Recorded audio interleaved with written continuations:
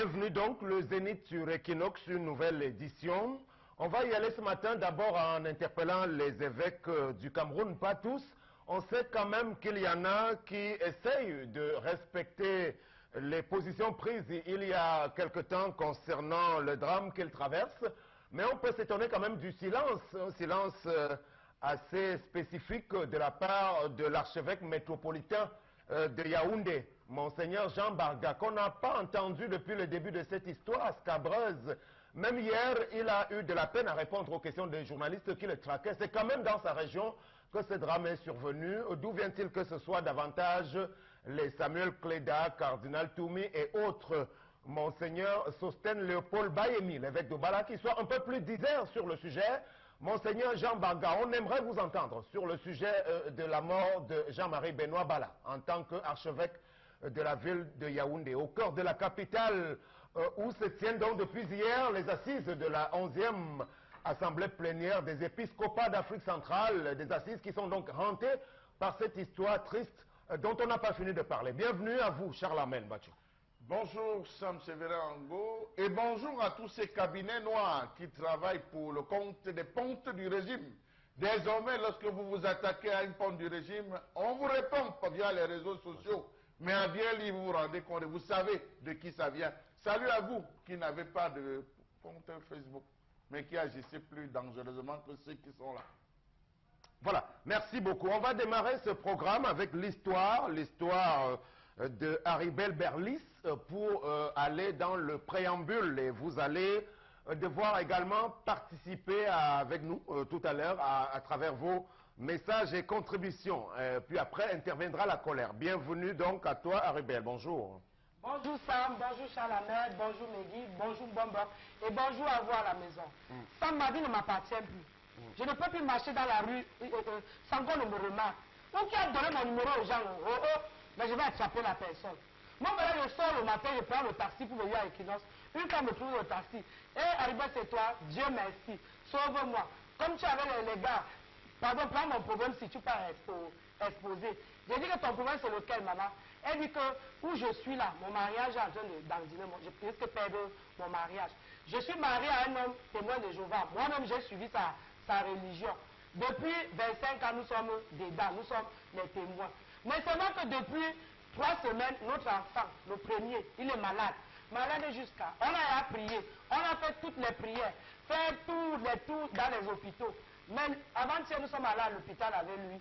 Le médecin a dit il faut le sang. Il faut le sang, donc une transfusion sanguine. Sans ça, je perds mon enfant. Maintenant, le mari dit non, chez nous, on refuse nous ça. La mère dit que ce sont mes 9 mois. Je ne peux pas perdre mon enfant. Laisse-nous ça. Moi-même, je suis dedans, non. Mais on va seulement mettre que le sang. Le mari dit, si tu mets le sang là sur mon enfant, le sang de quelqu'un, d'un pécheur, tu mets ça sur mon enfant, tu quittes le chez moi. C'est comme ça qu'elle m'a expliqué le problème. Elle était dans le taxi, elle partait comme ça à l'hôpital. Elle m'a dit, pardon, aidez-moi. Qu'est-ce que je peux faire? Mettre le sang sur mon affaire, perdre mon mariage, ou suivre la parole de mon mari et perdre mon enfant. C'est ça, Sam. Voilà, donc l'histoire est bien comprise parce que si je ne m'abuse, chez les témoins de Jéhovah, il n'y a point de transmission sanguine qui tienne. Mbambok Bengan, bonjour. Bonjour Sam. Est-ce que vous comprenez cette histoire? Qu'est-ce que vous pourriez conseiller à la dame? Je pourrais conseiller à la dame de procéder à la transfusion sanguine parce qu'il faut sauver une vie. Et ça me pose un problème, Sam, parce que nous, la tradition africaine, avec ce que nous appelons les églises importées, qui nous ont imposé leur orientation spirituelle qui ne sied pas avec les contours, avec les us et coutumes de notre environnement. Par exemple, c'est vrai, on vous dira, est-ce qu'il faisait la transfusion sanguine à votre épouse? J'ai dit oui. Si on remonte dans l'Égypte antique, Osiris, on le savait, on traitait jusqu'aux dents, on procédait à des transfusions sanguines. Mais parce que précisément, il faut sauver la vie. Il faut sauver la vie. Maintenant, est-ce que le sang qu'on vous transmet va apporter des gènes qui vont influencer votre comportement? Non. Les études médicales nous ont montré que non.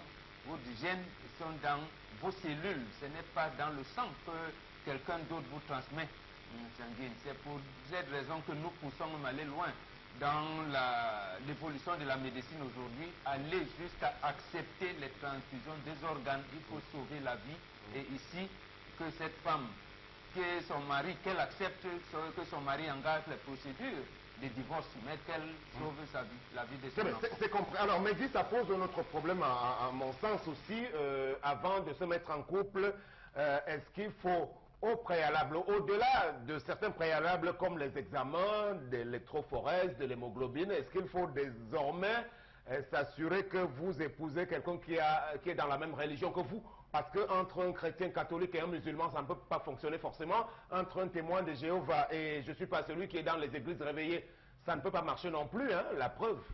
Tout à fait, je suis d'accord qu'au-delà des examens prénuptiaux qu'on peut faire aujourd'hui, il est question même de voir la tradition de l'autre, si elle nous arrange, parce que hier on parlait ici d'un cas, de d'autres, voilà, et puis la femme qui devait être soumise à... On a développé le sujet. Aujourd'hui encore, on parle maintenant de religion, c'est que c'est des croyances qui sont généralement dogmatiques, c'est-à-dire ce qui est, ne peut être remis en question.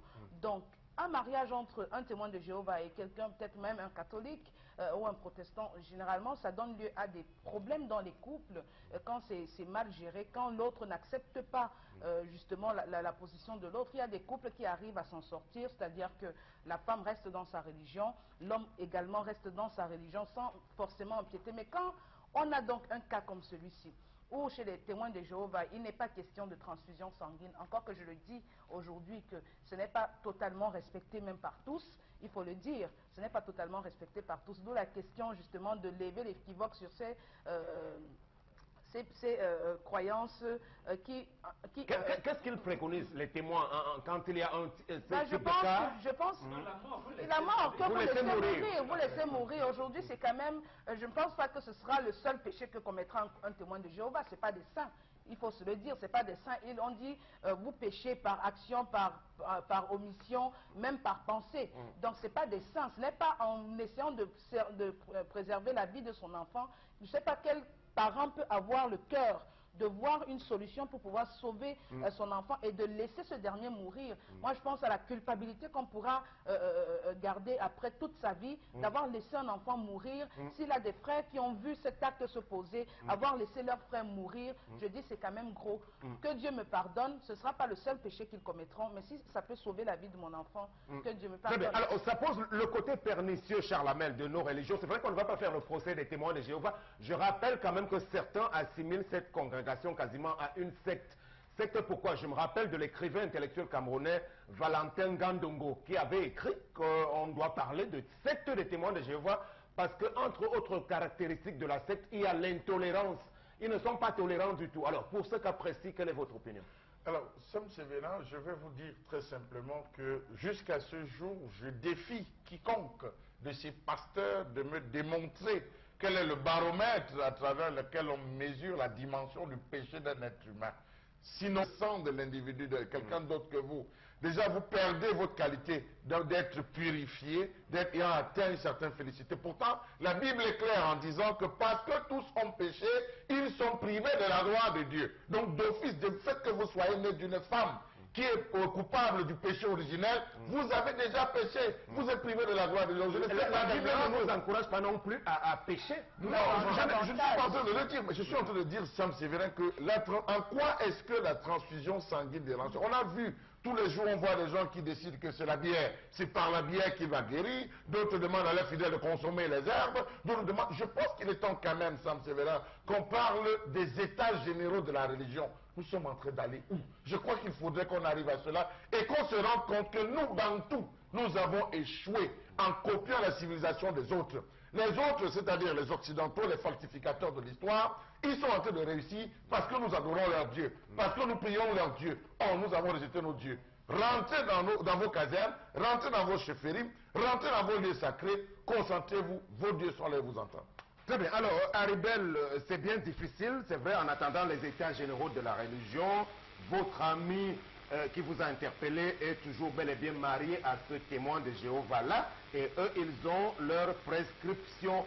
J'avoue que vous êtes vous-même embarrassé. Alors, comment moi, je lui ai dit que maman, le mariage est dû.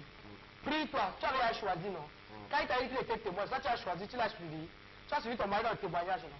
Continue à prier. Dieu a dit venez à moi, laissez venir à moi les petits enfants. Laisse venir ton enfant à Dieu. Dieu va t'aider. Il va guérir. Si tu prends en compte de ton mari, ton mariage va finir. Supporte seulement et continue à prier. Appelle vos pasteurs, vos serviteurs et tout. Vous venez vous rassembler. Vous priez. Et avant de donner le remède à ton enfant, non. Bénis.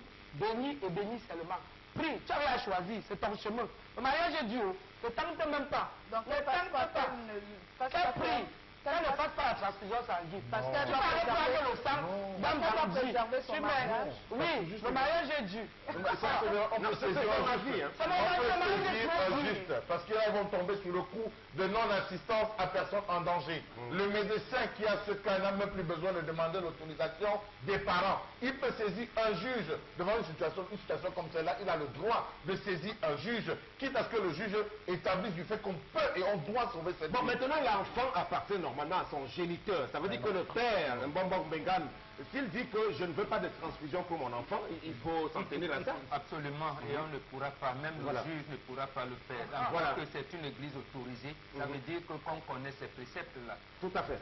Mais il faut voir les conséquences sur la vie familiale. Parce que, oui, le père, c'est le chef de la famille, mais il faut... Moi, il y a des... Mais c'est la religion, Meggy, parce que chez les musulmans, ils ont aussi leur concept. Je suis d'accord que c'est la religion, mais le dire comme ça, je le trouve quand même assez... C'est trop facile. C'est trop facile. On a une femme qui a porté son enfant 9 mois dans son ventre. Je suis désolée que vous disiez... Elle a conçu l'enfant de ce monsieur. Elle a conçu, c'est leur enfant. Je suis désolée, c'est leur enfant. C'est leur enfant parce que même ce monsieur il ne pourrait pas avoir cet enfant si la femme n'était pas là. Donc arrêtez-nous vos considérations. Non, c'est ce n'est pas Dieu. Moi, personnellement, j'ai mon mari, je dis ça, un cas comme celui-ci. Parce que c'est le chef de famille, on ne peut pas faire de transfusion sanguine à mon enfant. Et par ce fait, mon enfant décède. Je dis, ça aura des conséquences très désastreuses sur mon enfant. Mais vous me dites de reconnaître l'existence du fait que la femme ne décide pas seule avec l'homme. Donc il y a deux familles, les deux familles, c'est la famille de l'homme, la famille de l'homme. Laissons la famille, c'est la femme et le monsieur, c'est leur enfant. On doit faire tout pour le bien des enfants. Ce n'est pas facile pour une femme de voir son enfant partir, alors que la solution est à côté. Pour l'instant, on n'est pas encore sûr que l'enfant décédera. Parce que c'est le père de on est dans des discussions qui concernent la décision. Il y a une décision à prendre. Et quand il y a une décision à prendre dans son couple, des greffes de cœur, des greffes de rein. Je crois, madame, si vous permettez, il faut éviter les querelles. Parce que c'est ça, on dit il faut que les femmes soient soumises. Il n'y a pas de querelle qui tienne. Il n'y a pas de querelle qui tienne, non. Non, donc, la femme doit se soumettre à la volonté de son époux. Bon, maintenant... on verra bien, comme la religion intervient, ce qu'on peut en dire. Si vous souhaitez intervenir sur ce sujet, n'hésitez pas à nous faire parvenir votre opinion à travers le numéro de téléphone qui s'affiche et puis sur la page Facebook Bonjour chez vous 10-12 les Zéniths. Non, page Facebook 10-12 les Zéniths. Voilà, c'est ça. C'est bien ça, pardonnez-moi. On va prendre la colère tout de suite avec vous, Charles Armel Mbachou.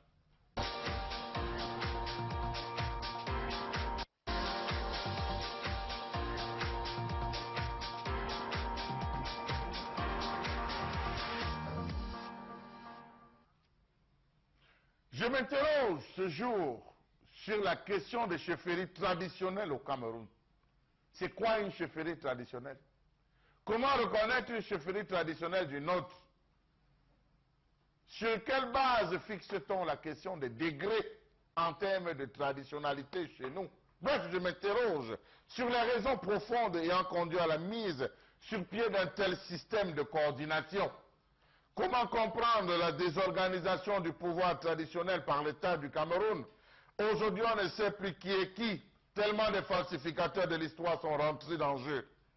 Comment comprendre qu'à ce jour, les chefferies inexistantes se soient retrouvées à des degrés supérieurs de celles existantes et dont l'histoire ne cesse d'être racontée?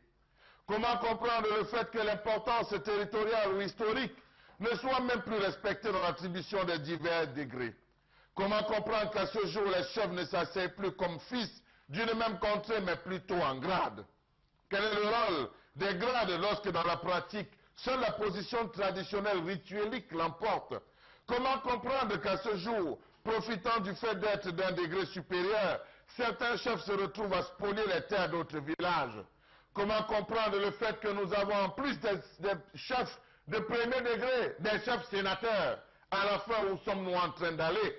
D'ailleurs, comment comprendre le fait que même la répartition de ces différents degrés soit pratiquement inégale dans l'ensemble? Comment comprendre le fait que certaines élites ont trafiqué les frontières naturelles de certains villages pour agrandir la notoriété de ces derniers? Comment comprendre le fait que certaines chefferies, dites de troisième degré très influentes, dans le temps se soient retrouvées sans décret avec les chefs placés en exil? Comment comprendre le fait qu'à ce jour, beaucoup de chefferies ploient sous le poids de ces degrés qui n'honorent pas leurs fonctions traditionnelles? Comment comprendre la mauvaise répartition des dites chefferies qui ne respectent même plus les fameux critères mis en place par l'État lui-même? Savez-vous, par exemple, que le canton Bassin a une seule chefferie de premier degré contre 23 chefferies de troisième degré? Pareil pour le canton Sawa et Bakoko. Savez-vous que pendant la période du protectorat allemand, en Colmetet, chaque village était doté d'une chefferie autonome et aujourd'hui on les a toutes assujetties? Savez-vous que la venue orageuse du multipartisme dans les années 1990 a permis à certaines collectivités traditionnelles de profiter d'un positionnement exceptionnel parce qu'ayant fourni des divers tels que le soutien électoral ou le contrôle des opposants politiques?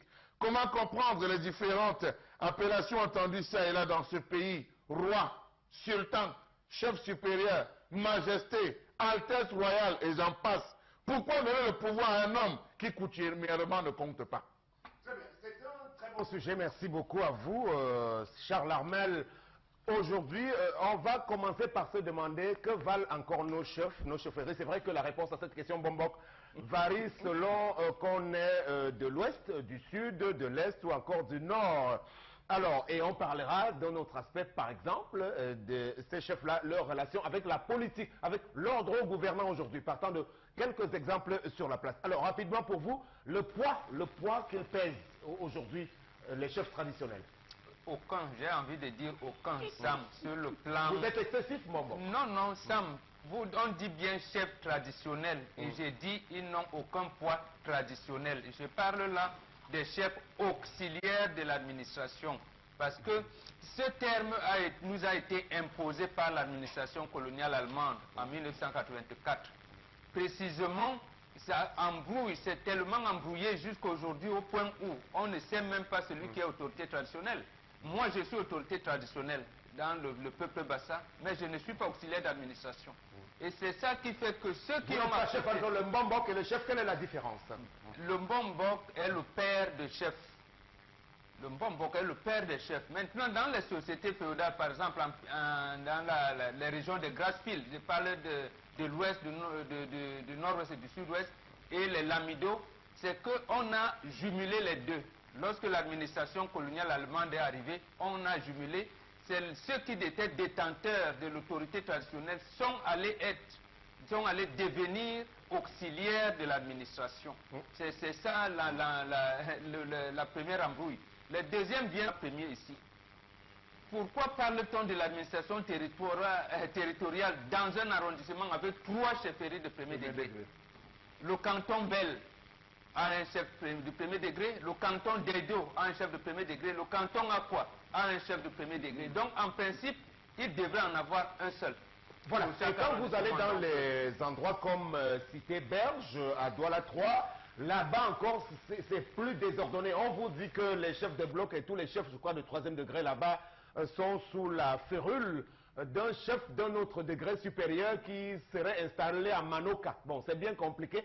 Alors, au niveau de la nomenclature, sur la typologie, les étages, je crois qu'à ce niveau, Megui, il y a vraiment un souci. Qui doit réguler? Qui est-ce qui doit le faire? C'est l'administration territoriale, bien sûr. C'est l'administration territoriale, tout à fait, parce qu'aujourd'hui, on est dans un mélange tout à fait diffus. On ne sait plus trop qui fait quoi parmi ces chefs. On a des chefs de canton, des chefs de 3e degré, de 2e degré, de 1er degré. On ne sait pas quelles sont les attributions, les prérogatives propres à tous ces chefs-là. Moi, particulièrement, je suis un peu perdue quand on aborde cette question-là. On a dans nos villages des chefs de village, on ne sait plus trop on ne sait plus trop, en fait, quelles sont les fonctions même c'est tout un... Ils rendent compte à qui? Au sous-préfet, c'est ça, mieux ça? Oui, justement, ils rendent compte au sous-préfet. On ne sait pas si c'est des chefs traditionnels qui ne doivent pas être impliqués dans la politique. Généralement, c'est ce qu'on nous dit, qu'ils ne doivent pas être impliqués dans la politique, mais lors des événements officiels, on les voit souvent sur des champs politiques. Vraiment, je crois que l'administration territoriale ferait bien justement de redéfinir tout ça. Et c'est à l'image même de notre gouvernement, c'est-à-dire qu'une pléthore de ministères qui ne nous servent vraiment à rien. On a encore une pléthore de chefs traditionnels, des chefs de quartier, chefs de premier degré, de deuxième degré, de troisième degré. On aimerait bien savoir ce qui... Récemment, ils étaient réunis à Douala dans ce qu'on avait appelé le vivre ensemble, donc la communauté des chefs du Nord-Ouest. Et des FON qui sont venus rencontrer les chefs Sawa. Bon, on ne sait pas trop ce qui est dit. Et puis même, je crois que des gens, ils reçoivent un salaire, je crois. Oui, désormais certains, oui. Premier degré, c'est 200 000, voilà. Troisième degré, c'est 50 000, et deuxième degré, je pense, c'est 100 000. Alors, avant de revenir à vous, Charles Lamel, à Ribel, je crois quand même que dans la région de l'Ouest, le chef est encore très respecté. Hein. Rien à voir avec ce qu'on peut voir ailleurs. Là-bas, c'est encore un vrai pouvoir.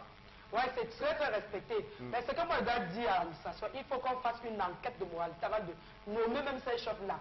Parce qu'il y a un ici en Kolmeta qui s'attend de chefferie dans un bar, le bar d'un artiste. Il a mis le drapeau là-bas. Quand tu viens avec ton problème, il te reçoit qu'au bar. Hein? Vous comprenez un peu? À l'ouest, là, tous ces chefs-là, ce sont les champions de... on appelle ça les prosénètes. Ce sont eux. Ils sont champions, ils épousent les filles. Dès qu'ils disent qu'ils partent à Paris, ils partent, ils laissent ça là-bas. Ils reviennent encore, ils prennent l'autre, ils partent, ils laissent. Ils sont champions, tous ces chefs de l'Ouest là. Tous.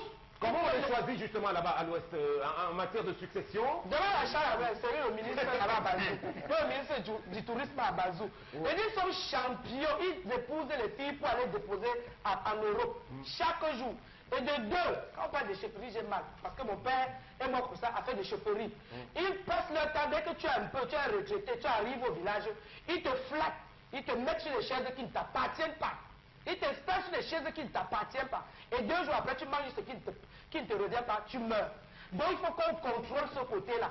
Que les chefs ne prennent plus les gens parce qu'ils ont compris que tu es ici. Sur un autre aspect, il y a une autre catégorie. Chez moi, au sud, là-bas, vous avez des ministres et autres, les Ndundumu, les femmes Ndongo. Comment ils sont des ministres? Ils sont des chefs dans leur village, je ne sais pas trop comment ça. Alors, ça fait partie du cumul, ce qu'on appelle le cumul, parce qu'à une certaine époque, on s'était dit que la fonction, il se racontait dans le cercle du pouvoir que lorsque vous êtes chef, on ne peut plus vous arrêter. La preuve, vous savez qu'à une certaine époque, il y avait des rumeurs qui couraient sur la position de Mbombo Njoya qu'on devait arrêter. Alors, lorsqu'on a vu qu'on n'a pas pu arrêter Mbombo Njoya, on sait comment ça s'est passé. Dieu seul sait ce qui est dans ce secret. Tous ont voulu devenir des chefs traditionnels, se disant qu'ils devaient être exempts d'une arrestation. Mais malheureusement, les hasards, puisqu'on a arrêté Inoni Ephraim, qui est chef, Inoni Ephraim qui est un chef de ce qu'on... Oui, Inoni Ephraim est chef traditionnel. Lorsqu'on l'a arrêté, ça posait un problème. Ils ont compris que c'était rien. Mais il faut dire quand même, Sam Sévérin, que lorsque l'administration occidentale arrive, elle trouve dans tous les différents villages, il y avait ce qu'on appelait les bannis, le village des bannis. Aujourd'hui, on n'a pas tenu compte de ces villages de bannis. Il y a certains villages à l'ouest qui étaient des villages de bannis qu'on a élevés comme rang, au rang de chefferie de 2e degré. Ça, je peux vous le dire. Et il y a des villages même qui, dans l'histoire, ont changé plusieurs noms, mais qui aujourd'hui ont reçu cette acceptation. Pourtant, c'était le village des bannis, des incestueux, le village des voleurs. C'était la zone où on recasait, on chassait lorsque vous avez commis un acte irréparable au sein de votre communauté, on vous mettait hors. Donc, j'en viens à ça pour dire que l'administration n'a pas tenu compte de ça. Aujourd'hui, vous avez des chefferies qu'on dit premier degré, où ce n'est qu'un premier degré de nom. Lorsqu'on s'assied pour parler des choses du village, ces messieurs ne sont pas là. Parce que la majeure partie, ne l'oubliez pas, des chefs qu'on dit chefs supérieurs, sont des gens qui sont venus d'ailleurs pour prendre le pouvoir. Ils ne peuvent pas décider des choses locales.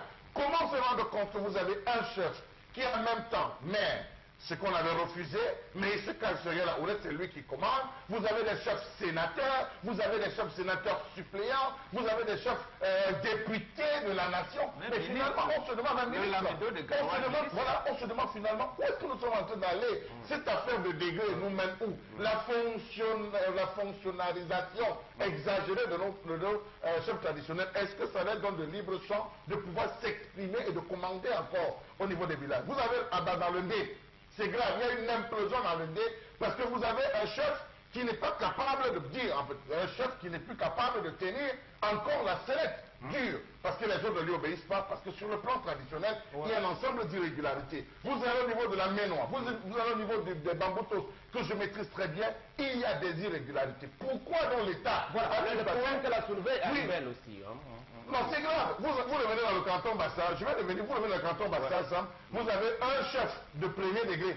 Tous les restes sont les chefs de troisième degré. Et parmi ces chefs de troisième degré, il y a encore des chefs d'autres troisième degré qui sont dans le même village de ces chefs de troisième degré. Finalement, comment comprendre cela? Est-ce que ce n'est pas politiquement incorrect ou fait exprès pour aviler? Mais l'autre chose que Haribel a dit tout à l'heure, c'est quand tu demandes avec la main droite, on te donne avec la main gauche.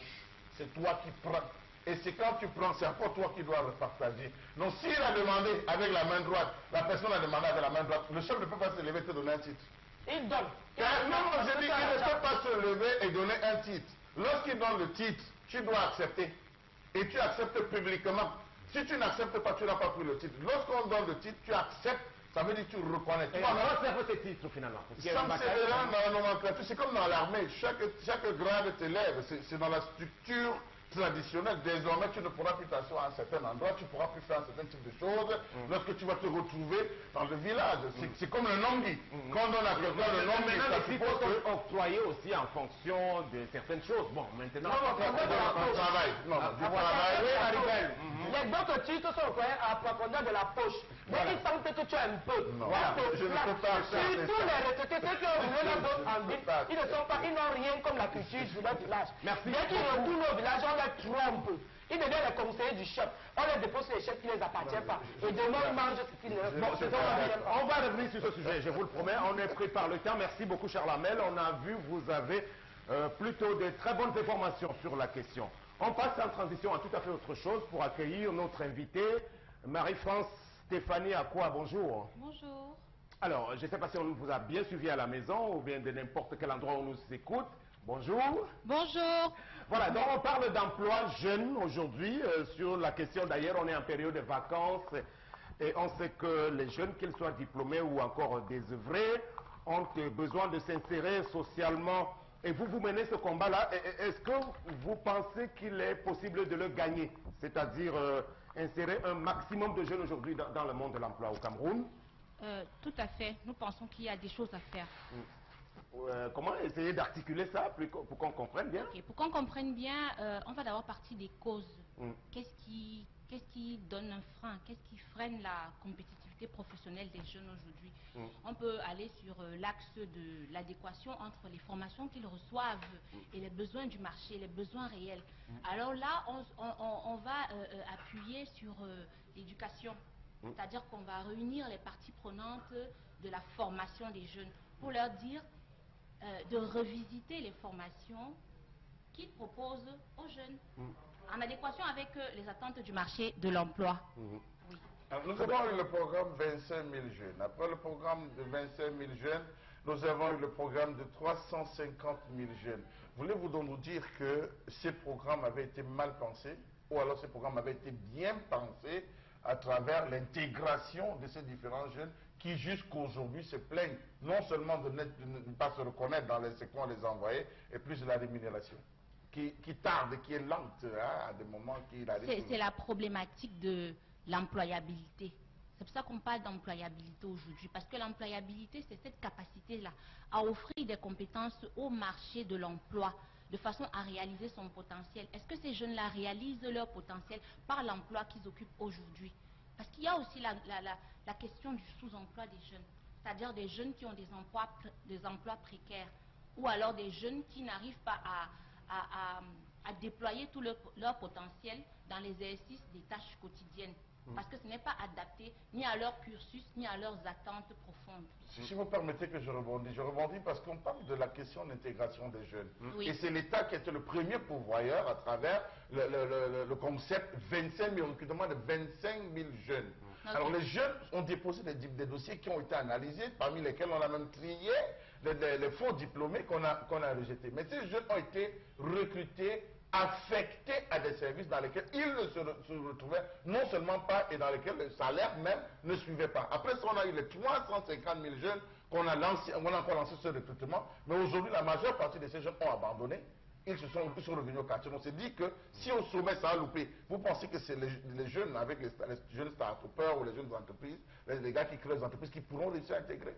Tout à fait. On a aussi le secteur privé. Ne nous attardons pas seulement sur les questions gouvernementales. On a le secteur privé. On peut redynamiser le secteur privé de façon à ce que le secteur privé puisse prendre la majorité de tous ces jeunes-là qui ont un manque criard d'emploi. Donc c'est vrai que vous voulez disculper l'État qui est d'abord le principal employeur, parce que dans toute nation sérieuse, on doit avoir, parce qu'il y a un spécialiste qui nous renseignait récemment qu'un pays comme le Cameroun avec environ 12 millions de population active, on devrait avoir un peu plus du million d'agents publics, mais on est simplement à quelques milliers aujourd'hui, donc c'est nettement insuffisant. Donc l'État a échoué dans sa mission d'absorption des masses jeunes qui sortaient des écoles.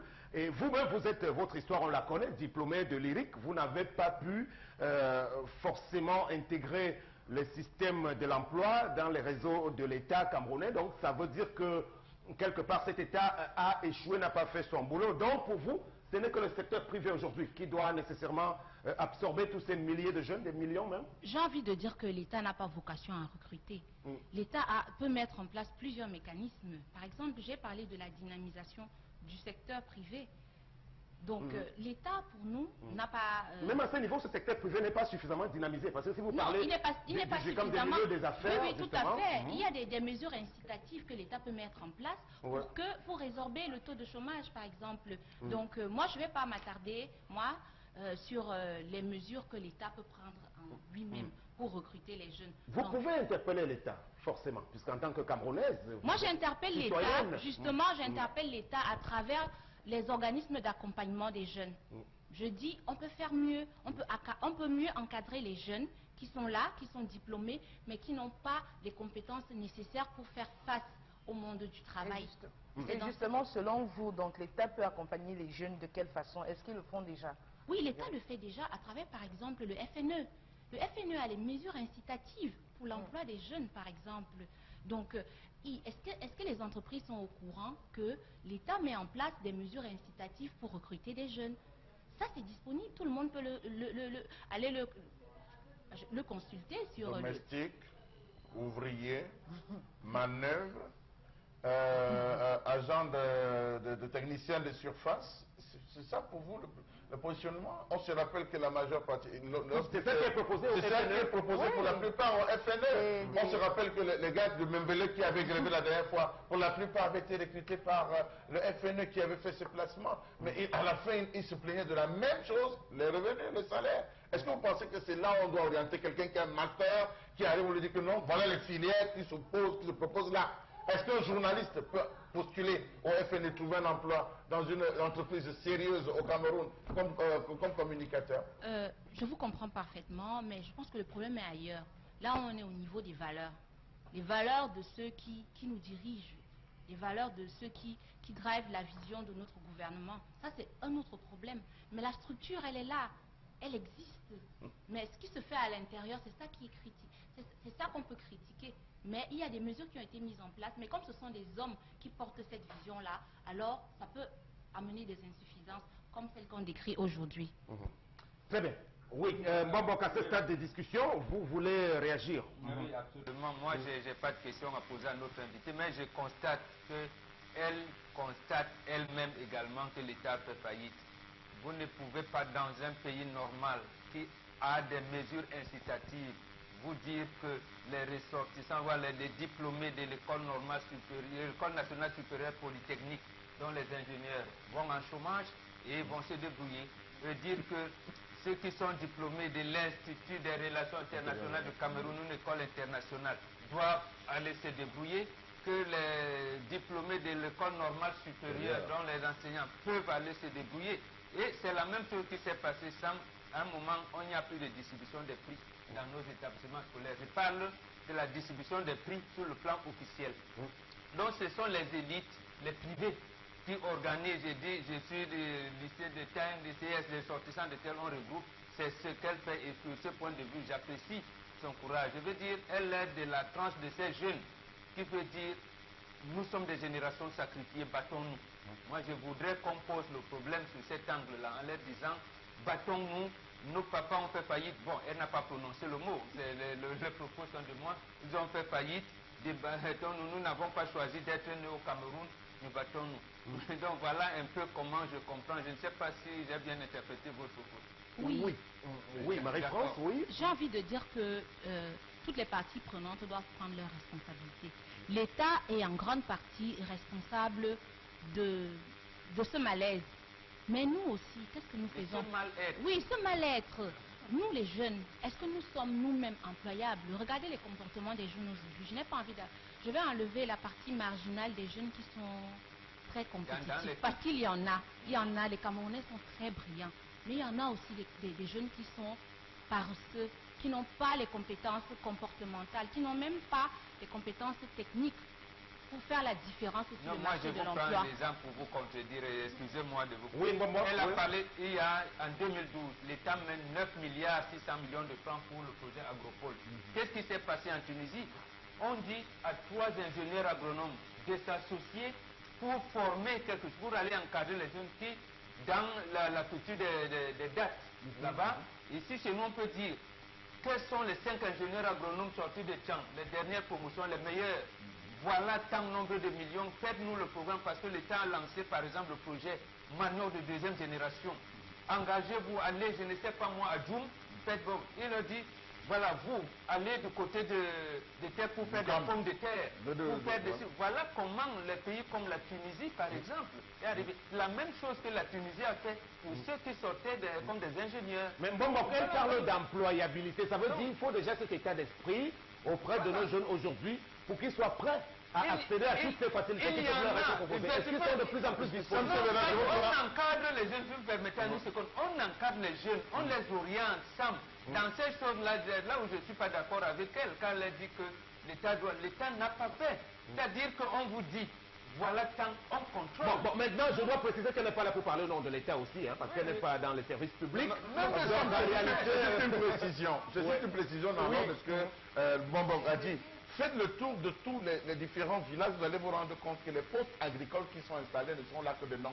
Absolument. Tous ceux qui ont la charge de la gestion des postes agricoles vivent plutôt dans les chefs-lieux des départements, ils sont tranquilles, ils s'amusent, ils oublient. Les jeunes de Bangam, pour prendre Bangam, c'est dans l'ouest, les jeunes de Bangam ont dû descendre à Bafoussam, faire un mouvement d'humeur devant la délégation régionale pour qu'on les aide à venir sortir les patates, les pommes de terre, parce que c'est la capitale des pommes de terre à l'ouest, qu'on les aide à sortir les pommes de terre. Alors que le chef du poste agricole pouvait être d'un soutien véritable. Est-ce que c'est normal? Alors, pour ramener les choses à une simple expression, on va donner l'occasion à Aribel Berlis de dire à notre invité la réalité du terrain. Aujourd'hui, Aribel, toi-même tu sais, les enfants nombreux qui acceptent, qui cherchent du boulot, la vraie réalité aujourd'hui, tu peux nous la décrire autour de toi? Permets-moi d'abord de saluer Marie. Marie, bonjour. Marie-France. Bonjour. Je te félicite, tu parles bien. Merci. Mais c'est vrai que tu as oublié. Quand tu dis FME là, c'est situé où?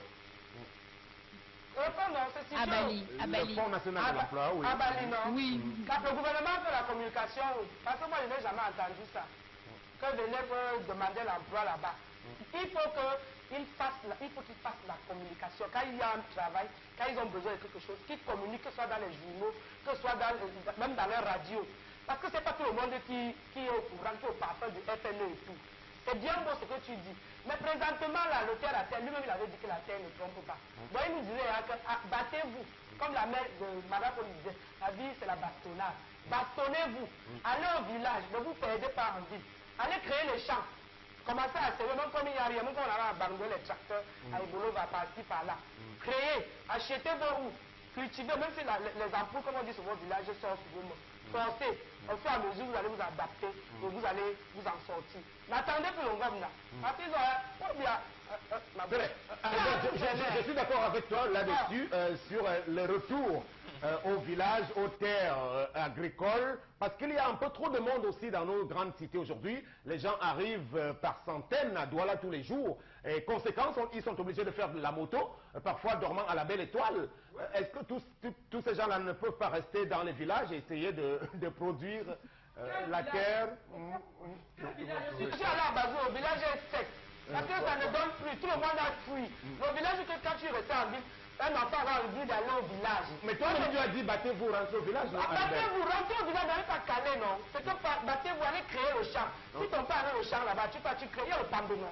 Tu pars, tu peux prendre tes congés une semaine. Une semaine là, tu cherches les enfants du village. Ils travaillent. Mais quand tu reviens à Douala, tu continues la moto. Tu cherches ta moto, parce que c'est un emploi que Paul doit créer. Ouais, je peux te prononcer. Alors, on va poursuivre avec Meggy va relancer notre invité. Merci, Arabella. Oui, tout à l'heure, voilà. Moi, j'ai été un peu embêtée quand on disait que, voilà, il ne faut pas parler forcément de l'État. Parce que si on parle aujourd'hui de l'emploi jeune, on ne peut pas ne pas citer l'État. Le problème, c'est qu'elle ne représente pas l'État. Je suis d'accord. Donc, on l'a malheureusement, je suis d'accord. Elle ne représente pas l'État. Les gens ne sont jamais disponibles quand elle ne représente pas l'État, sauf que dans son propos, je crois qu'elle essaye un peu de dédouaner l'État dans la condition aujourd'hui de l'emploi des jeunes. C'est nous qui l'avons entraîné là-bas. Oui, justement, parce qu'on ne peut pas, Elle a parlé de l'employabilité des jeunes qui pourrait être remis en question. Alors, quand on parle de l'employabilité des jeunes, est-ce qu'ils sont aptes à pouvoir accéder? Mais tout ça, c'est une politique qui relève justement de la compétence de l'État. Ce qui a été fait à la jeunesse, pour que justement ces jeunes-là soient employables. Qu'est-ce qui a été fait à la jeunesse? Quand aujourd'hui on a justement cette politique étatique qui n'encadre pas les jeunes depuis même déjà la base. On a des jeunes qu'on encourage à faire la moto, ils sont des diplômés qui font de la moto. Vous avez parlé du FNE. Le FNE aujourd'hui existe peut-être de nom, mais je suis désolée. Quel intérêt est-ce qu'un jeune qui a une maîtrise pourra aller faire au FNE quand il a fait des tentatives et que des postes qui lui ont été proposés, c'était justement ceux de techniciens de surface et tout. Vous avez bien compris, oui? Oui, j'ai bien compris. J'aimerais repréciser, comme l'a dit tout à l'heure M. Ango, que je ne représente pas l'État ici. Je représente plutôt une initiative du secteur privé parce que je suis dans le secteur privé. Et je me dis, l'État, c'est nous tous. Qu'est-ce qu'on peut apporter pour améliorer l'employabilité des jeunes? Je voudrais qu'on reste dessus. Aujourd'hui, les entreprises, les multinationales sont en train d'arriver au Cameroun. Qu'est-ce qu'on fait? Nos entreprises doivent se réinventer, sinon elles vont soit se faire absorber, soit mourir. Est-ce qu'on a le capital humain pour ça, pour faire face? Est-ce qu'on est compétitif? C'est de ça qu'il est question aujourd'hui. Ok, l'État a échoué. Et nous, on fait quoi? On fait quoi de tous nos jeunes qui sont dans les quartiers, la misère galopante, avec les enjeux qu'on connaît, l'insécurité? Ce sont les enjeux, c'est notre jeunesse. On ne peut pas laisser une jeunesse qui va être sacrifiée comme ça. Non. Vous pensez que c'est aux multinationales de nous aider? Non, je vous pose la question. Aujourd'hui, les multinationales sont en train d'arriver. Nos économies qui sont frêles, qu'est-ce qu'on fait? J'ai envie de répondre, on doit être compétitif. Et pour être compétitif, on ne va pas attendre l'État. L'initiative privée peut aider les jeunes aujourd'hui à être compétitifs sur le plan professionnel.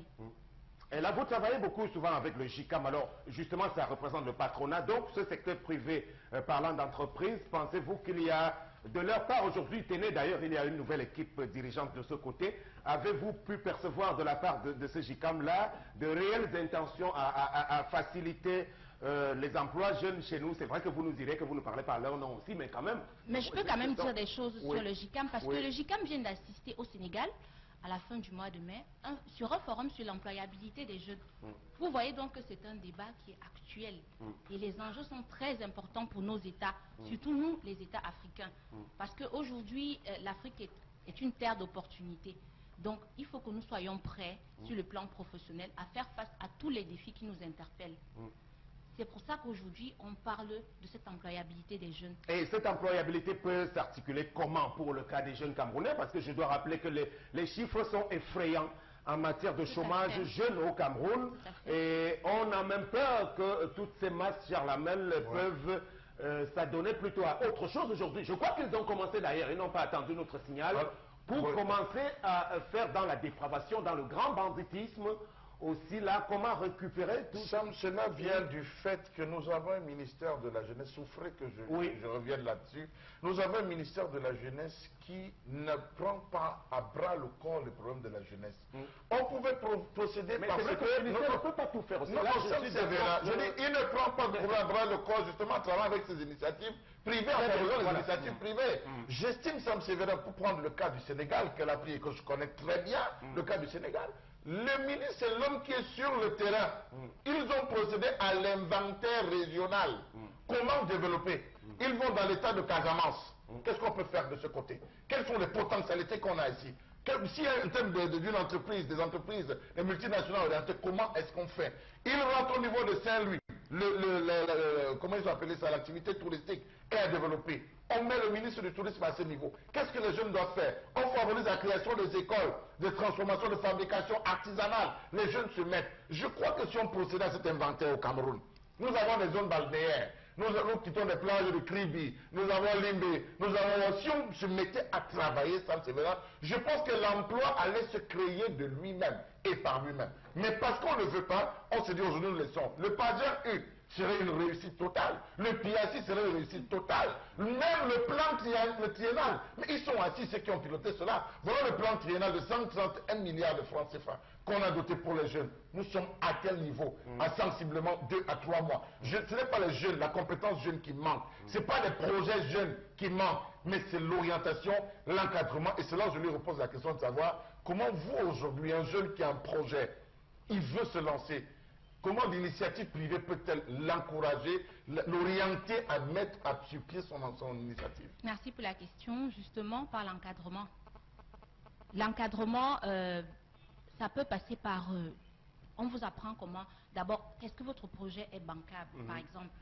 Comment le management des projets. Le management des projets, par exemple. Comment est-ce que vous devez monter votre projet? Parce que si vous montez bien votre projet, vous n'avez pas besoin de l'État même pour financer. Vous avez des acteurs privés qui vont financer votre projet parce que c'est un projet où on voit un peu la rentabilité, où on voit que ça peut donner quelque chose. Par exemple, allons terre à terre, je vais lancer une plantation, 1 hectare. Oui, on va vous demander qu'est-ce que vous voulez comme plan? Vous voulez lancer ça où? Dans quelle zone? Vous commencez vous-même par faire Vous commencez vous-même. Oui, c'est ça. On ne va pas tout vous donner sur un plateau aussi. Non, je veux que vous compreniez la fébrilité de ce jeune même qui arrive. Voilà. Non, madame Sam, soyons sérieux. Oui, j'ai dit tout à l'heure l'initiative de notre sœur invitée ici, et c'est bien. Elle sort des lyriques où l'État les a abandonnés tous, elle se débrouille, elle voudrait que ses sœurs et ses frères ne fassent des efforts pour ne pas verser dans le banditisme. Tout à fait.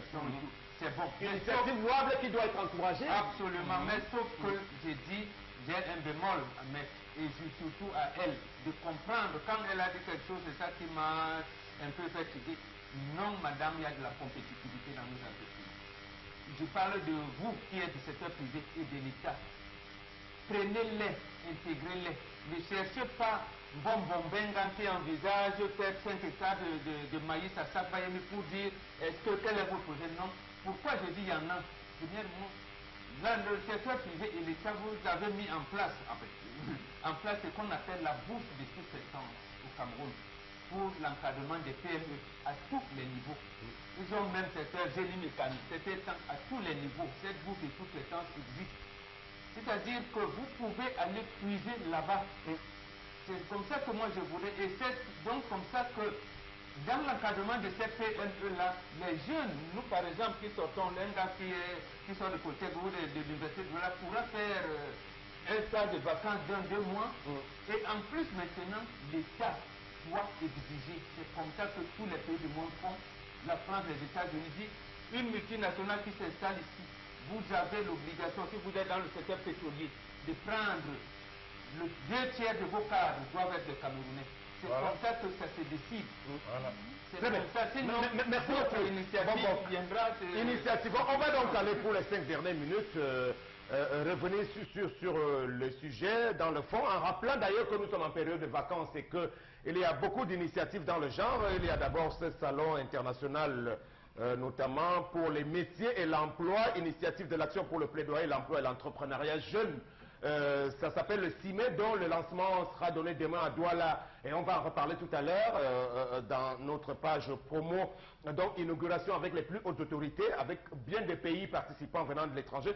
Et vous-même, Madame Marie-France Acquois, vous êtes également derrière un projet qui va avoir lieu avec la participation du JICAM sur l'employabilité, effectivement, des jeunes. Et ça, c'est une opération gratuite en période de vacances. Donc, vous estimez que les jeunes doivent se déplacer pour venir faire quoi? Pour écouter, tout simplement? Les jeunes viennent rencontrer les pourvoyeurs d'emploi et les recruteurs. Oui. Pour que ces derniers leur donnent les outils pour faire la différence lors d'une interview, par exemple. Mais qu'ils leur donnent, au-delà de tout ça, des notions et des outils pour être, c'est-à-dire pour faire la différence dans leur insertion professionnelle. On s'est rendu compte aujourd'hui dans l'exercice quotidien de notre activité qu'il y a des jeunes qui ne savent pas faire un CV. Il y a des jeunes qui ne savent pas se tenir.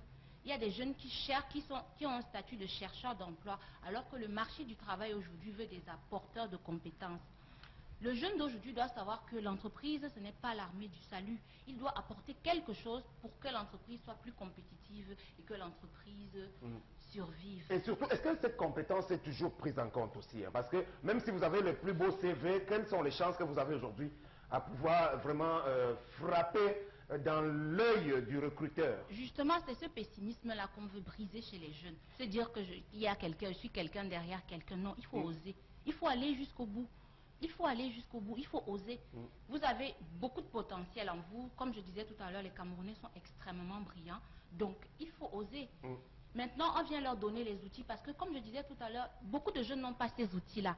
Ils ne savent même pas comment se tenir, comment s'habiller, comment parler, comment préparer une interview. Je vous disais tout à l'heure... Vous pouvez nous en donner quelques pistes pour ceux qui ne pourront pas se déplacer? Est-ce que vous, ne serait-ce que le meilleur CV se présente comment? Quand on va en entretien d'embauche, comment doit-on se tenir, s'habiller? J'ai envie de leur dire de faire quand même le déplacement. Parce que là, ce seront les recruteurs qui sont en entreprise. C'est eux qui seront là pour leur parler. Donc ça va être un message direct. Est-ce qu'il y a des difficultés de recrutement concrètement? Oui, moi je dis toujours, chaque fois que vous rencontrez un recruteur, c'est une opportunité. Surtout un pourvoyeur d'emploi aussi, c'est toujours une opportunité parce que ça n'arrive pas tous les jours. Alors moi j'aurais pensé que vous auriez fait le travail à l'inverse.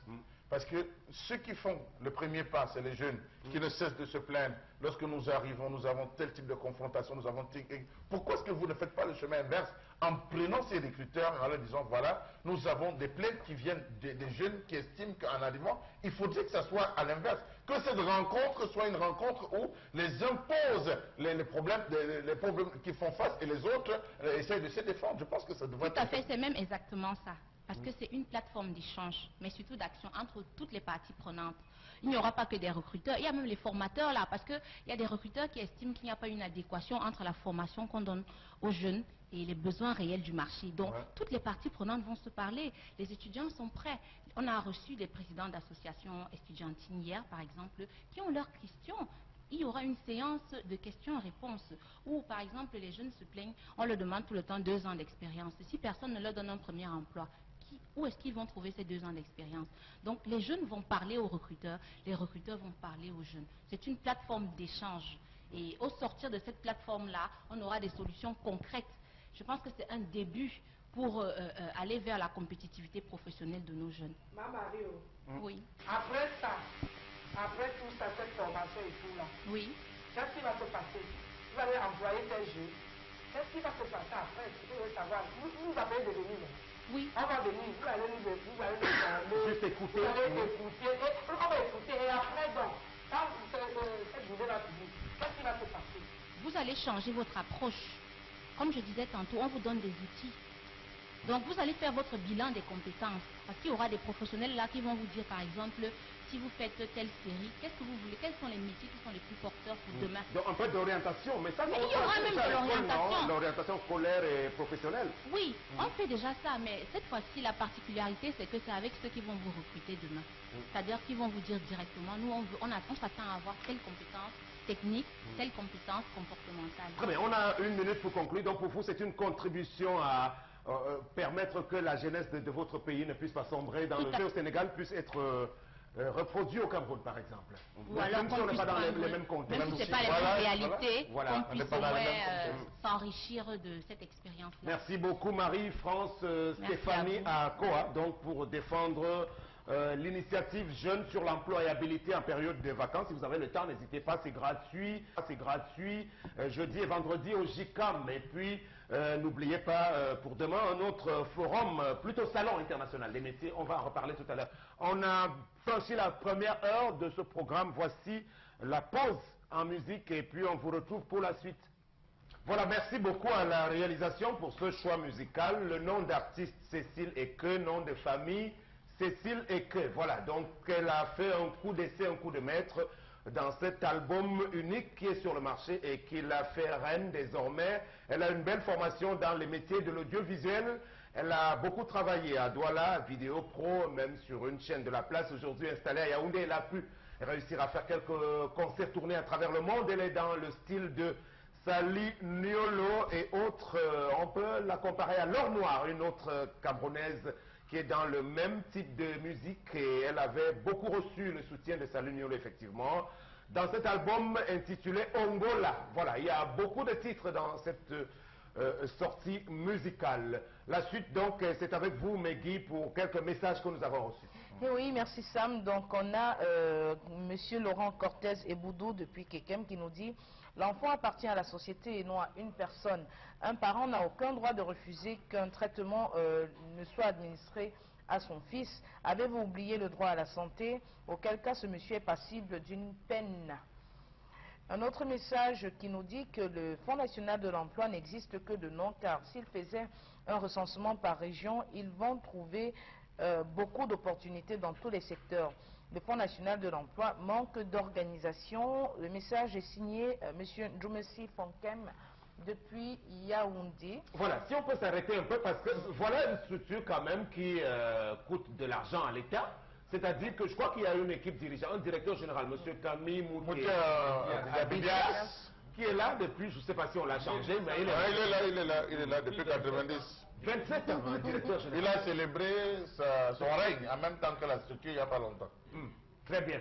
Et est-ce qu'il a pu faire le bilan de ce qu'il a fait? Oui, il a un bilan très élogieux. Ils ont pu situer beaucoup de jeunes. Il y a eu un démembrement dans tout le territoire national. Désormais, c'est des milliers de jeunes qui frappent aux portes, même si aucune statistique n'a été donnée. Voilà, c'est vrai en termes de statistiques, le nombre de jeunes qui ont pu vraiment trouver du boulot à travers le Fonds national de l'emploi aujourd'hui. Non, ils sont nombreux qu'on a intégrés dans les différents projets, les barrages, arrangements, aménagement des routes, construction des routes et des ponts. C'est des jeunes qu'on a mis là, pas comme cadre, pas comme superviseur, mais comme manœuvre. Ils venaient assister ces gars qui gagnent les grands marchés. Il y a d'autres qu'on a envoyés sur la route de Ngaoundéré, Gawaboula, ici qui sont allés travailler. Oui, c'est des jeunes qui sont sortis de l'école qui avaient besoin. Donc quand vous êtes cadre, vous ne pouvez pas... Non, eux ne situent pas les cadres. C'est compliqué. Les dernières réalisations en date, c'était la formation au métier de blanchisseur, de boulanger. De boulanger, oui. Voilà les formations. C'est pour ça, Aribel, il faut qu'il communique beaucoup. Donc vous n'avez pas l'information. Mais il communique à travers les journaux Cameroun. Rien que le journal du père, non. C'est tout le monde qui lit ça. Ça veut dire que c'est pas tout le monde qui achète ça, mais parce qu'on dit, le Cameroun Tribune, là où c'est vert, non. Cameroun Tribune dit que c'est rouge. Mais tout le monde voit que c'est vert. Il y a que qui achète ça. Demain même, me pose la question, ça va, qui achètent le Cameroun. ils sont daltoniens. Ah, ça existe même encore. Parce qu'ils ne veulent plus voir ça. Parce que pour eux là, quand c'est à gauche, ils mettent à droite, quand c'est à droite, ils mettent à gauche. Ils ne parlent que des choses qui concernent le gouvernement. Brûlez-vous ici, là, si ça n'a pas touché le père Yaoundé, ils ne parlent pas de ça. Voilà, c'était l'actualité du FNE. La suite encore. Donc voilà, juste dire qu'il existe deux types d'administration, l'administration publique et l'administration privée.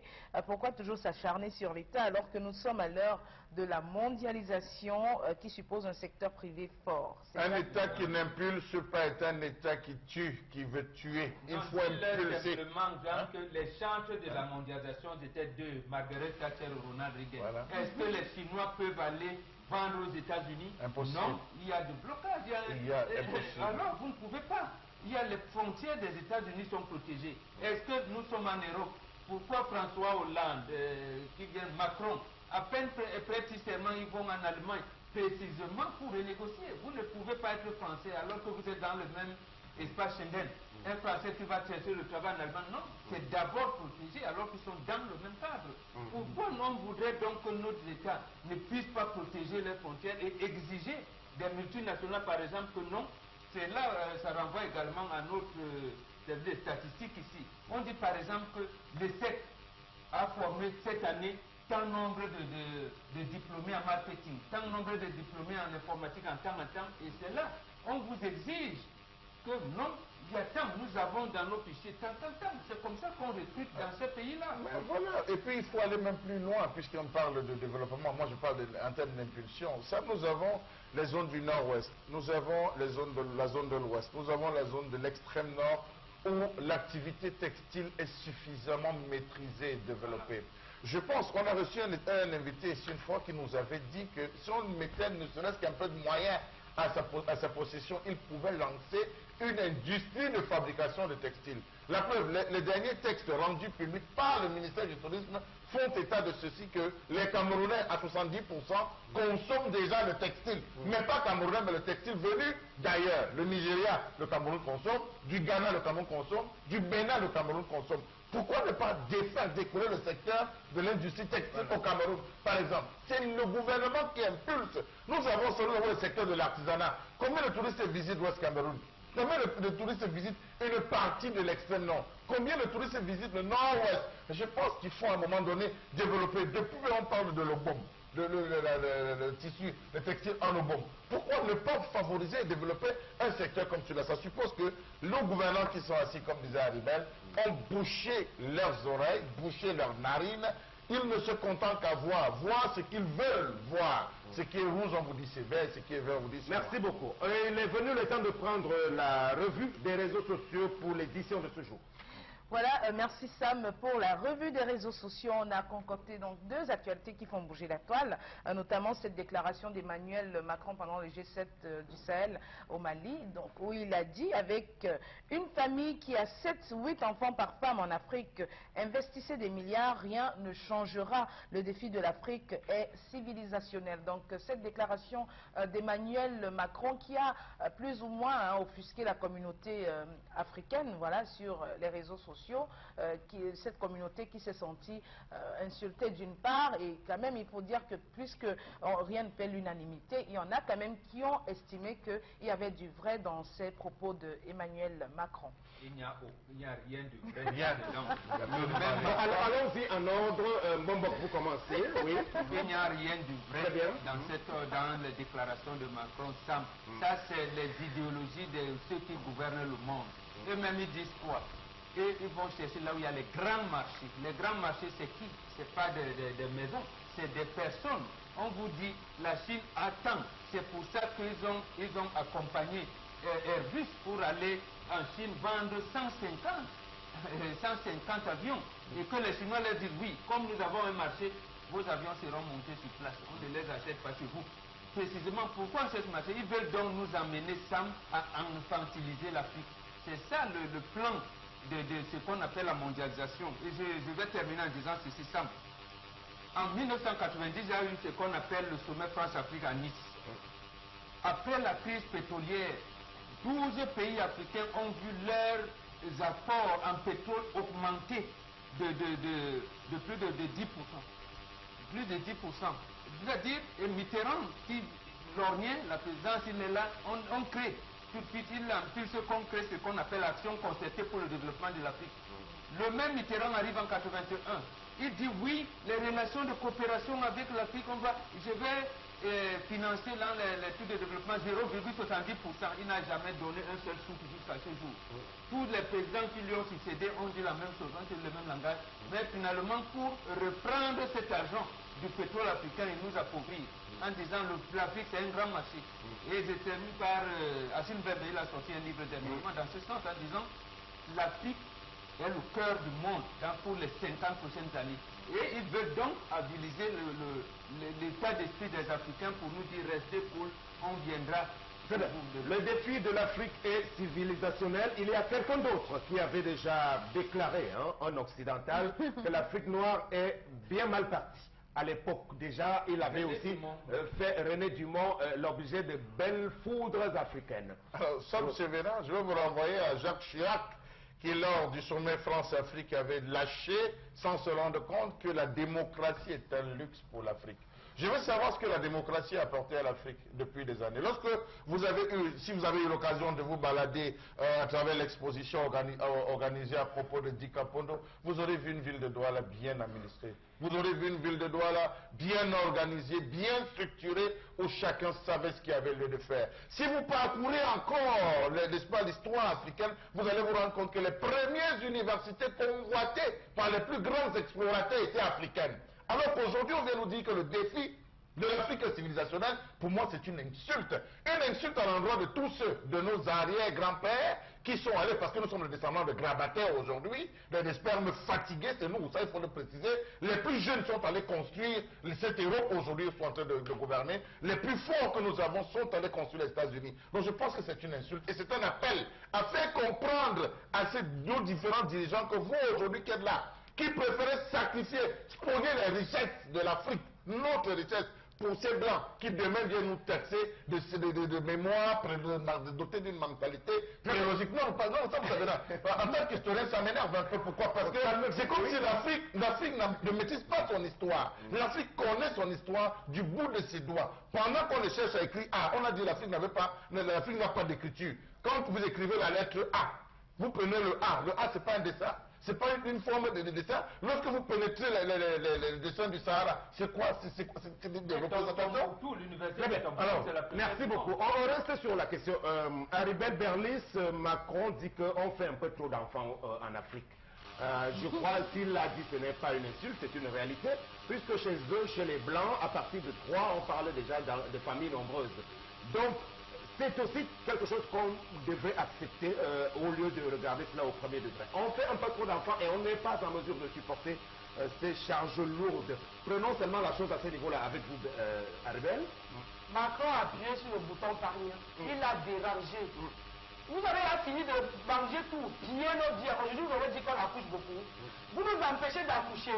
Hey, vous êtes venus nous imposer vos traditions, on a respecté. Le français que je parle, c'est pas français que je vais parler. Mais on parle votre français, je ne suis pas français. Je suis camerounais de Bazou. Aujourd'hui, tu dis encore, Macron, voilà. Aujourd'hui, Macron vient dire qu'on accouche beaucoup, il ne peut pas investir. Vous investissez avec quoi chez nous? Vous venez, vous prenez tout, même le coq. Le coq qui était versé dans notre pays, on ne le voit plus. Même le pistache, on ne le voit plus. Le tapioca sam, qu'on appelle le sauveur, ça sort déjà, ça part chez vous. Aujourd'hui, Macron dit qu'on accouche qu'il ne faut pas investir, si on investit, on perd le temps. Je te vois. Le bouton parmi que tu vas appuyer là, non? Va appuyer ça carrière. Bon voilà, il y a déjà par le passé d'autres Africains camerounais qui avaient aussi fait le même type de déclaration. Il y a des chanteurs comme Black Rogers et autres, je crois, et Bogo Emeran qui avaient chanté sur le planning familial.